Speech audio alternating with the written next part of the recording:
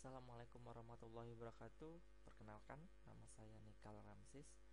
Saya merupakan mahasiswa dari program D4 Diploma 4 Institut Teknologi Bandung dengan program jurusan yaitu Teknologi Media Digital. Baiklah, pada kesempatan kali ini saya akan menerangkan sebuah video tutorial pembuatan aplikasi berbasis web yaitu menggunakan PHP.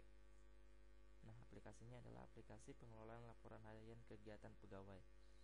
Nah, di aplikasi ini saya membuat aplikasi untuk instansi yaitu di P4TK. Baik, untuk diketahui, saya membuat video tutorial ini yaitu merupakan salah satu tuntutan tugas pemrogram web. Jadi pada aplikasi ini saya tidak akan menjelaskan pembuatan dari awal sampai akhir karena durasi yang akan membatasinya. Oleh sebab itu saya akan masuk di sini, saya akan menjelaskan hanya inti-inti dari poin-poin dari tugas yang diperintahkan.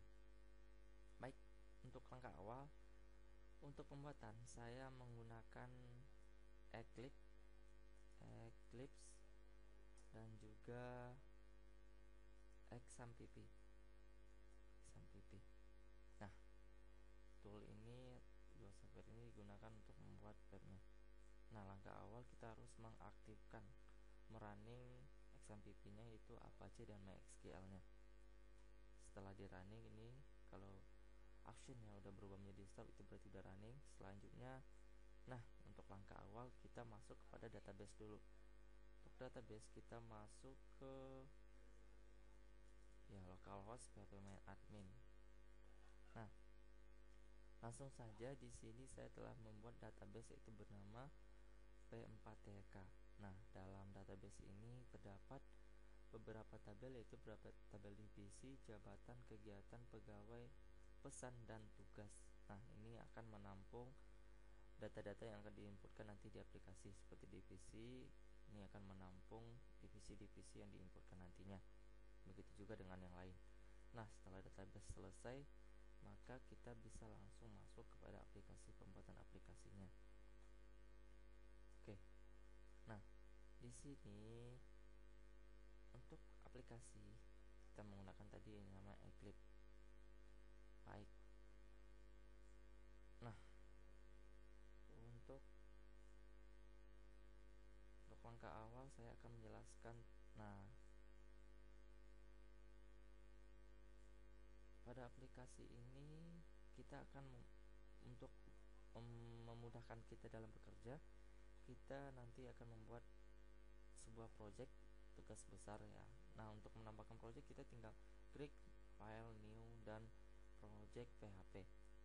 Nah, tinggal ketikkan projectnya, nama filenya, dan tinggal oke, maka akan tampil seperti ini. Nah, saya di sini setelah selesai membuatnya nih dengan nama projectnya tugas besar, itu tugas dari perkuliahan saya. Nah, untuk terlihat lebih rapi, kita di sini akan mengelompokkan file-file yang akan kita buat itu. Nah, itu dengan menggunakan, kita membuat folder-folder filenya. Nah, folder config ini berisikan data back, router, dan tanggal. Database ini merupakan koneksi antar PHP kita ke database-nya. Nah, CV ini nanti akan menampung data-data CV yang diupload. File berisikan image. Kemudian ini adalah untuk save filenya ntar dalam bentuk PHP dan PDF. Kemudian ini library-nya. Nah, di sini modul-modul. Nah, ini pada modul inilah, ini adalah seluruh form yang akan kita buat nantinya. Baik, mungkin untuk lebih mudah kita lihat tampilan awal dari program aplikasi ini, yaitu dengan masuk localhost, tugas besar, oke, P4TK. Nah, ini adalah tampilan login. Baik, untuk awal kita masuk ke login. Sebelum login kita masuk ke config dulu. config di sini ada database. Nah, di database ini .php. Nah, untuk membuat .php ini kita tinggal mengklik kepada, pertama untuk folder kita mengklik pada tugas besar, kita klik kanan, ambil new, kemudian tambahkan project, folder. Nah, maka kita beri nama atau foldernya config. Nah, untuk PHP, file PHP, begitu juga pada foldernya kita klik kanan dan new, kita ambil PHP file. Ada di sini. Kalau tidak ada, nah kita ambil other. Nah, di sini PHP file nantinya. Oke. Nah, karena di sini sudah selesai, ini PHP database.php ini berfungsi untuk sebagai koneksi. Maksudnya koneksi ke database MySQL yang telah kita buat tadinya. Ini adalah perintah untuk koneksinya. Nah, ini ada nama database-nya. Oke. Nah, sekarang kita masuk ke seperti ini. Untuk tampilan awal kan tadinya kita login, sekarang kita masuk ke login. Oke, login. Kita masuk ke desain. Ini view login ini berisikan desain. Jadi desain dari aplikasi yang kita buat. Nah, ini desain ini. Untuk desain saya tidak akan terlalu menjelaskan karena ini adalah umum saja. Nah, selanjutnya kita masuk kepada perintah loginnya, actionnya. Jadi sini saya memisahkan antara desain dan actionnya. Nah, sini act login ini berisi action untuk login. Nah, untuk langkah awal, nah pada login ini, di sini kita dapat melihat ini script untuk menampung data data yang dipost ke halaman login. Nah, di login kita akan memasukkan NIP dan password.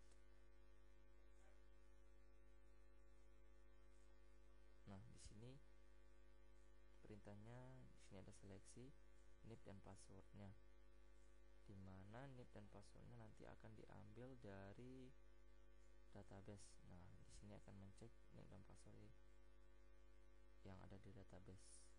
Nah, jika kondisinya sesuai, maka dia akan masuk ke menu back home, ke home.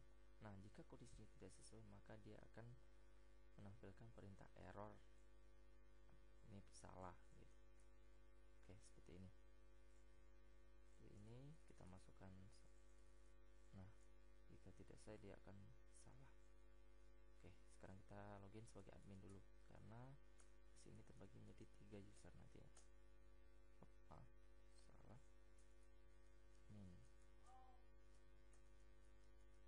Oke. Nah, ini adalah tampilan beranda, tampilan utama dari admin. Nah, untuk ini saya juga tidak akan menjelaskan. Untuk shortcutnya, teman-teman dapat melihatnya di main. Oke, main. Nah, ini adalah tampilan menu awalnya. Nah, ini untuk desainnya. Nah, di sini untuk desainnya. Nah, ini untuk menu. Nah, di menu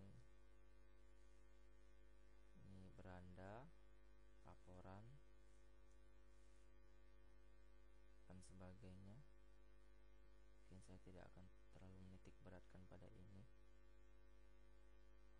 Oke, setelah ini, nah di sini kita akan masuk pada jika kita login sebagai admin. Di sini fungsi dari admin adalah yang pertama yaitu divisi. Admin memasukkan atau mengedit divisi atau menambahkan divisi pada instansi. Nah, untuk meng-add ini perintahnya dapat kita lihat pada di sini setelah memberikan folder-folder untuk memudahkan kita. Nah, untuk desain divisi kita dapat melihatnya. Nah, ini adalah desain. Untuk desain tampilannya. Daftar divisi dan sebagainya. Nah, untuk perintah di sini. misalnya kita masuk kepada perintah,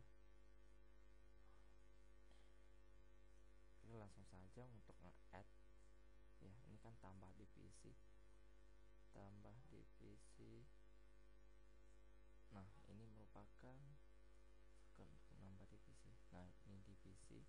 Nah, di sini jika kita mengetikkan nama divisi, di sini sudah mengetikkan nama divisi, dia akan nah, di sini akan masuk. Nah, perintah untuk menambahkan ini dapat kita lihat di sini. Nah, tambah bentuk submit posnya. Nah, jika proses ini yang terpilih, maka dia akan masuk divisi yang kita tambahkan akan masuk ke database, yaitu dengan tabel divisi. Nah, di sini kan tidak hanya menambah divisi, kita juga dapat menghapusnya. Oke, kita menghapuskan. Nah, jika kita ingin mengedit, kita tinggal memilih di sini edit.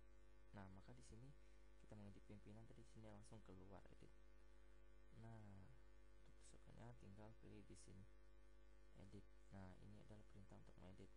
Nah, setelah diedit, maka nantinya akan setelah edit ini ntar kita klik, perubahannya akan masuk ke database. Oke, sekian. Nah, selanjutnya kita masuk ke langsung saja ini buat jabatan, sama seperti divisi tadi untuk menambahkan, mengedit dan sebagainya.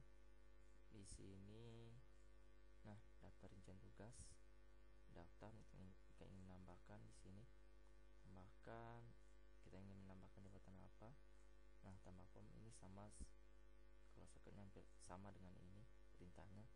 Nah, untuk sekarang ini kita akan masuk ke pegawai. Ini adalah tampilan dari pegawai, berisikan semua informasi pegawai. Nah, sini ada tambah pegawai. Nah, tambah pegawai ini kita ada melakukan fungsi upload. Nah, ini upload. Nah, sini kita dapat mengupload. Nah, mana di upload di sini adalah CP dari pegawai yang akan kita tambahkan. Oke. Untuk fungsi upload ini kita dapat melihat upload. Oke. Ini pada pegawai. Kita dapat melihatnya pada folder pegawai. Oke, kita tutup yang telah jelaskan. Nah, ini sudah. Nah, ini pegawai. Nah, untuk pegawai ini adalah tampilan awal. Nah, ini tampilan awal untuk view pegawai di tampilan ini, tampilan awal ini. Nah, belum tambah pegawai, tampilan awalnya ini adalah shortcutnya. Saya tidak akan menjelaskan itu. Nah, ini adalah tampilan dari tambah pegawai tadi. Nah, di sini untuk tambah pegawai seperti yang kita lihat di sini. Di sini kita menyimpulkan nama, NIP, golongan dan sebagainya. Divisi kita menggunakan Dropbox ya. Nah, di sini. Nah, divisi. Ini pangkat, tadinya kita menggunakan teks. Nah, jabatan sama. Nah, di CV. Nah, di CV kita menggunakan tipenya file, karena kita akan melakukan penguploadan nantinya. Kemudian ini tipe untuk pilihan radio. Ini untuk status kita menggunakan tipe filenya radio. Untuk titik-titik ini namanya radio. Oke, ini radio. Oke, saya akan menjelaskan, dan sekarang kita masuk ke actionnya. Nah, di sini saya akan menjelaskan tentang upload. Nah, di sini, nah ini adalah fungsi dari upload. Yang upload tadi adalah upload CV. Nah, perintahnya adalah ini. Itu nama filenya CV. Kemudian filenya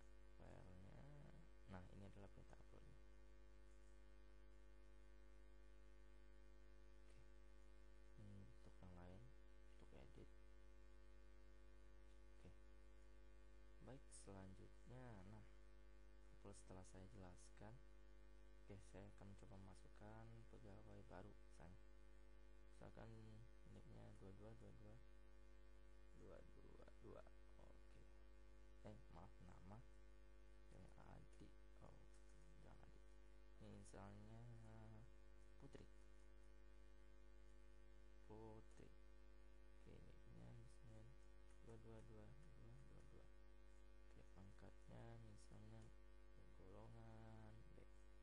Nah, kalau di divisinya kan misalnya jabatannya apa, staff. Nah, di sini kita bisa milih CV-nya, kita download. Ya, maaf, kita upload dari CV yang telah ada. Untuk format filenya terserah mau PDF, dokumen dan sebagainya. Tinggal open. Nah, dia akan masuk. Nah, di sini statusnya sebagai pegawai. Oke, tinggal disimpan. Oke, maka akan ada divisi. Nah, akan tambah. Nah, di sini juga terdapat perintah download. Nah, download seperti tugas saya tadi, saya akan menjelaskan tentang upload dan download. Nah, download. Nah, di sini jika pegawainya telah mengupload CV tadinya, kita dapat mendownloadnya langsung. Nah, dia akan langsung mendownloadnya, filenya langsung terdownload. Nah, seperti ini. Nah, oke, tinggalkan saja. Kemudian juga kita di sini dapat melakukan pengeditan. Nah, pengeditannya akan masuk lagi ke tambah pegawai, tinggal mengeditnya. Pengeditan, hapus, dan reset password. Nah, tadi saya belum menjelaskan. Nah, di sini ada perintah untuk edit password. Nah, untuk edit password tinggal mengedit passwordnya. Oke. Nah, baik, selanjutnya upload. Telah saya selesai jelaskan. Nah, untuk terakhir saya akan menjelaskan tentang pesan. Baik, untuk admin itu perintahnya. Sekarang kita masuk kepada atasan. Atasan di sini.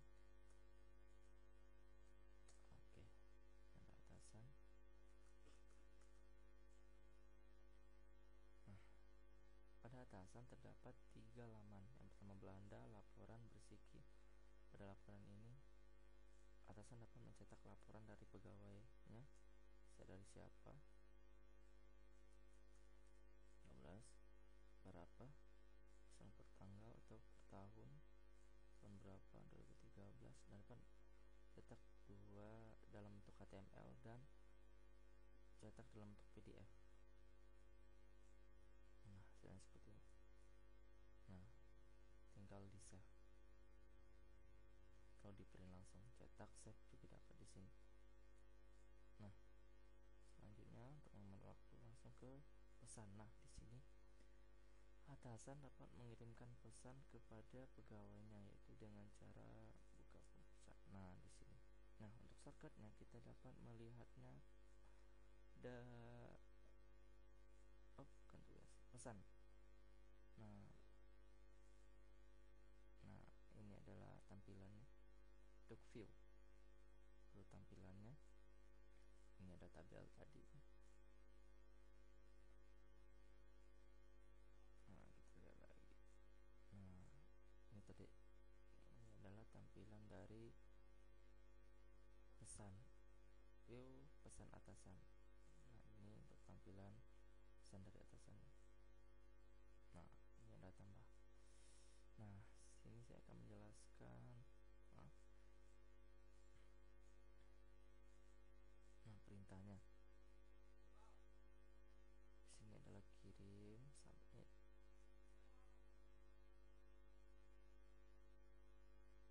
Nah, ini adalah perintahnya.